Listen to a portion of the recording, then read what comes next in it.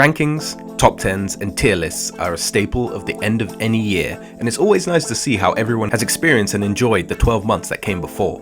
They can be done about movies or TV shows or video games or animes, or even anything you like really. So that's what I'm gonna do. I'm gonna rank 2023 by its soundtracks, from the ones I liked to the ones I loved. Because what can I say? I'm a sucker for some good original music. So, without further ado, here's 2023, ranked by its soundtracks.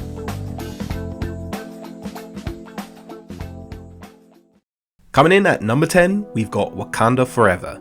Now, this one's a bit of a sneaky addition to the list.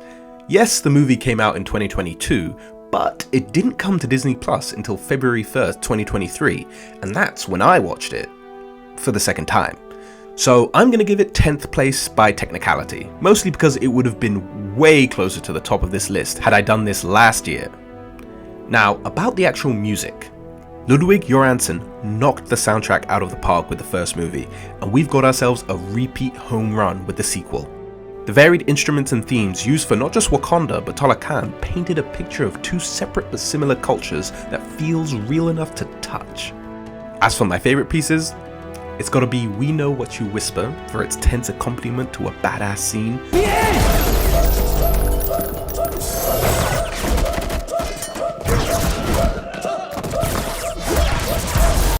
Vengeance Has Consumed You for shooting an arrow of sorrowful emotion straight through my heart.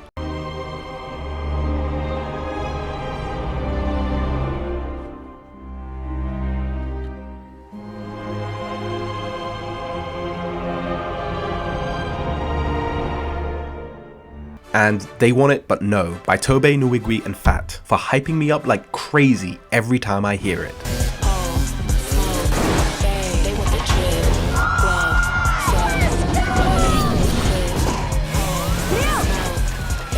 At number 9, it's The Last of Us HBO series. Now, The Last of Us and its sequel already have an amazing soundtrack that captures the bleakness of the setting with a wandering western twang, so it's no surprise that the show does so too. Especially given the fact that they brought back the original composer, Gustavo Santaolalla, to bless it with his musical magic. It's grim, it's intense, it's solemn, it's The Last of Us, and it evokes survival after the end of the world better than anything else.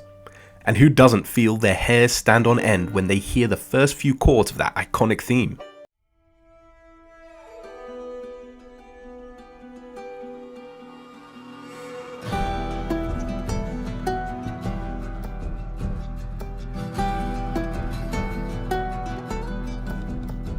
Next up at number 8 is Castlevania Nocturne. Now there is a lot to love about this soundtrack, just like there is a lot to love about the predecessors, and Trevor Morris is back to deliver. And this time, he's armed with opera. Guess who has 2 thumbs and loves himself some high-pitched vocal melodies?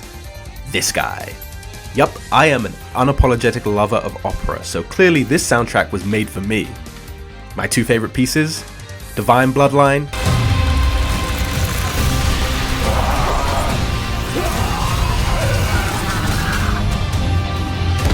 and of course, Lamento della Ninfa.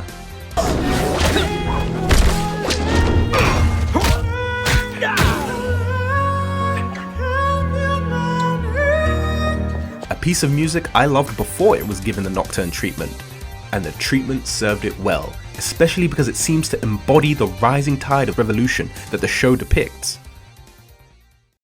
Alright, swinging in at number 7 is Marvel's Spider-Man 2, and I am just now noticing that the majority of this list is sequels. Oh well, I like what I like. Anyway, like the numbers that came before it, this game had a stellar soundtrack introduced by its first entry, brought to life by John Paesano, and he's back to do it again. Now, I have a question. How does it feel to be a superhero? Answer? Listen to this soundtrack to find out. Just like Spider-Man, this soundtrack bounces between melodies of hopeful inspiration and themes of struggle and conflict. My favorites being Greater Together, that seamlessly blends Peter Parker and Miles Morales' themes into one,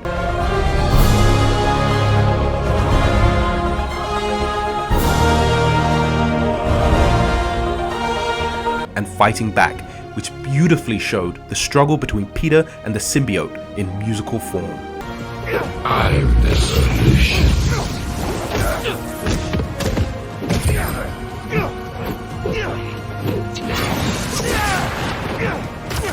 After number 7, we have number 6, Guardians of the Galaxy Volume 3.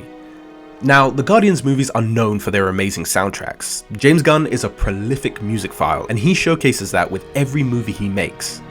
However, I've tried to keep this list to original music only. No pre-existing songs, only music made for whatever media I'm mentioning. However, I can't not put this movie on the list. I mean, come on, especially when the music is used so fantastically. The use of Creep alone earns Volume 3 a place on this list, with how perfectly it matches up with Rocket and his own issues of self-worth. I want a perfect body. I want a perfect soul. Add on one of the greatest fight scenes ever put in a superhero movie set to No Sleep Till Brooklyn, and you have an entry to this list that is here to stay.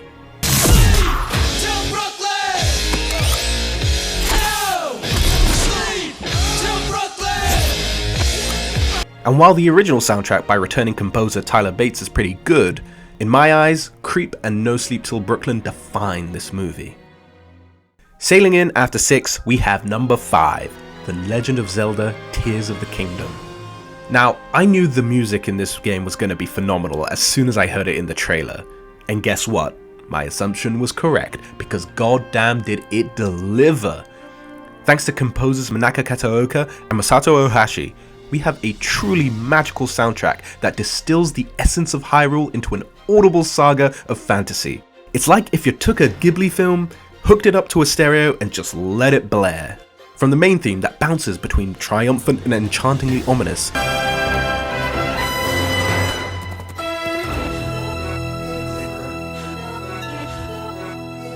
to the epic compositions of the boss themes, especially Colgera's, which is just mwah.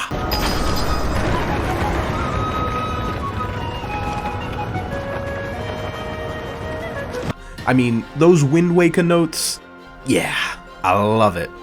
It's safe to say that this soundtrack is just as legendary as the series. Oh, and the sax. We can't forget about the sax.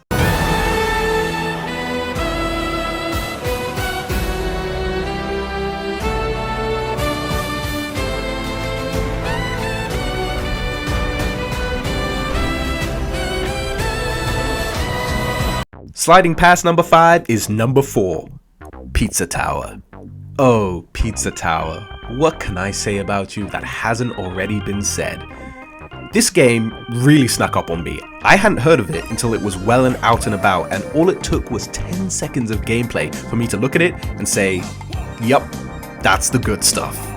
And you know what was even more of the good stuff? Its soundtrack. Imagine a cocktail made of 1 part Red Bull, 1 part espresso, and 2 parts rocket fuel. Then take that cocktail and feed it to a toddler hopped up on Adderall, and you have the Pizza Tower soundtrack.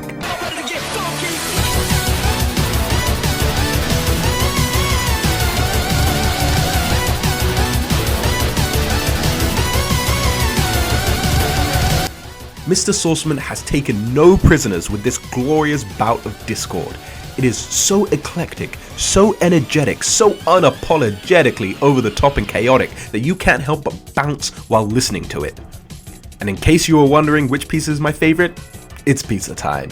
Or rather, it's Pizza Time, which has replaced all forms of caffeine in my life. Okay, top 3. Here we go. And starting it off, we have Shmikago, also known as Season 2 of Shmigadoon. Now, before I mentioned that I like opera, so it shouldn't be any surprise that I like musicals too. Just ask my Spotify, it's probably sick and tired of hearing Hadestown. Every little penny in the wishing well, every little nickel on the drum, all them shiny little heads and tails, where do you think they come from? Way down, underground. But do you know what I love just as much as musicals? Musical parodies. Good musical parodies, I should specify. Things like Crazy Ex-Girlfriend, which my Spotify is also sick of. And Shmikago is it. It manages to perfectly transition from the Sound of Music-esque Season 1 to the era of dark and edgy musicals like Chicago. Cinco Paul brought us some real beauties this season with Do We Shock You? Do we scare you? Are you too refined? I'm in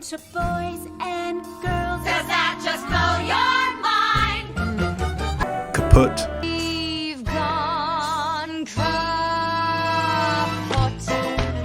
Now we're kaput. Your rear sublime, but now it's time. We got a visit from my foot. Bells and whistles. Bells and whistles are all you need, plus a comprehensive knowledge, the kind you get in college. A comprehensive knowledge of the law. And of course, talk to daddy. Talk to daddy, talk to daddy. He will rock you when you are sad. He may be insane, but you are in pain. So talk to daddy, talk to daddy now. Also, Titus Burgess is in it as a trope-laden narrator, and that dude's voice is like goddamn butter. So extra points for Titus. Alrighty, the last few. And what is it at number 2? Loki Season 2. Now, after the first season of Loki, I came away with a lot of thoughts on my mind.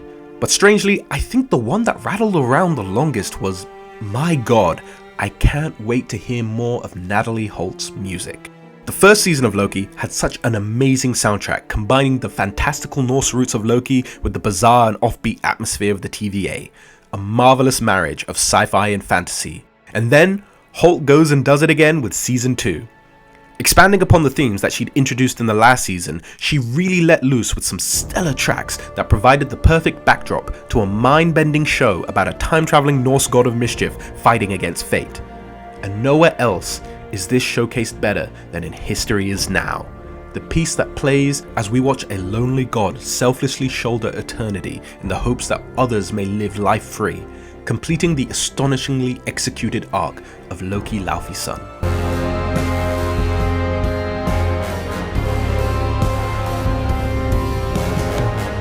And here we are, first place, numero uno, the soundtrack to end all soundtracks of 2023, Across the Spider-Verse.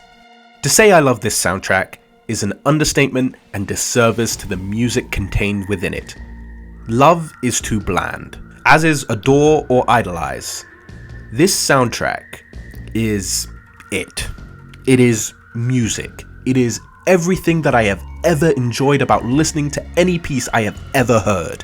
It is raw, unfiltered emotion, moving as slow as the second before work ends and as fast as a first kiss heartbeat. Rarely will I ever come across an entire soundtrack that is a story in audible form. You have to understand, when I first watched Across the Spider-Verse, the music in it stunned me, and when I walked out of the theater and played the soundtrack through my headphones, I saw the movie happening before my eyes like I was right back in front of the screen. Daniel Pemberton, I take every hat in my possession off to you. This soundtrack is a masterpiece, there is no doubt about it. It ramps up and up and up, and once it reaches canon event, everything else is so far in the sky it's outside of our galaxy. If I'm forced to pick a favorite song, it's gotta be Nueva York Train Chase. You wanna know why? Listen to it. That's all I'm gonna say. No justification, just listen to it. Hell, what am I even saying? Falling Apart, My Name is Miles Morales, Start a Band, Indian Teamwork, Spider-Woman, Across the Spider-Verse 2099, Spider-Punk, Spot Holes, Across the Titles, Guggenheim Assemble, Under the Clock Tower, all of it is so unquestionably amazing. Into the Spider-Verse is one of my favorite soundtracks of all time. But Across the Spider-Verse, as of now, it has the crown, the throne, the palace, the kingdom, everything. So, there you go. That's my 2023 ranked by its soundtracks. I'm sure everyone else has their own, but this one's mine. Anyway, thanks for watching, I hope you enjoyed, and let's hope that 2024 has just as much great music for us to enjoy.